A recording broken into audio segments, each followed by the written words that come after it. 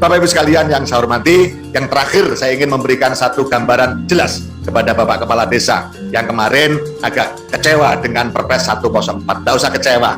Perpres 104, 40% BLT itu hanya berjalan 1 tahun ini. Kalau COVID selesai, kita akan kembali normal. Karena apa? Karena itu memang merujuk pada Undang-Undang Nomor 2. Yang undang-undang itu lahir karena kondisi COVID. Yang pertama.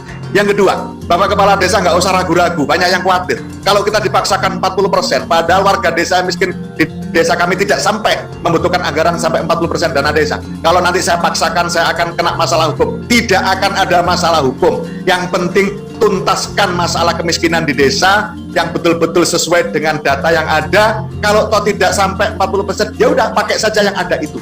Jadi tidak harus dipaksakan 40%.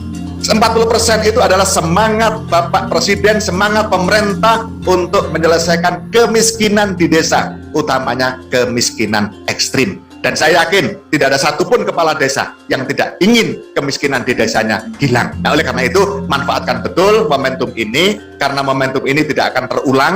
Jadi mumpung ada momentum bagus, detailkan data tentang warga miskin, salurkan BLT dari dana desa sesuai dengan porsi yang ada. Kalau toh tidak sampai 40%, tidak apa-apa, jangan dipaksakan.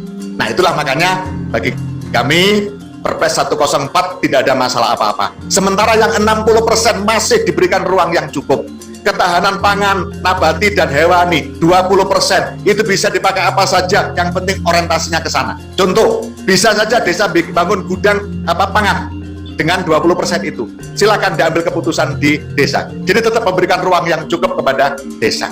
Sementara yang 8% sudah pengalaman kemarin. Nyatanya desa yang 8%-nya tidak terpakai karena desanya sehat, tidak ada COVID, menjadi normal kembali. Nah, itu artinya Bapak Ibu sekalian, para kepala desa, kebijakan Perpres 104 adalah betul-betul kebijakan yang berpihak kepada kepentingan rakyat, warga masyarakat desa, utamanya warga masyarakat desa yang miskin, utamanya yang miskin ekstrim. Bapak Ibu sekalian yang saya hormati, demikian yang bisa saya sampaikan. Terakhir saya ingin tutup dengan pantun. Bulan puasa penuh dengan rahmat, setiap hari membawa nikmat. Untuk warga desa Geni Langit saya ucapkan selamat. Sudah punya BUMDes harus semangat.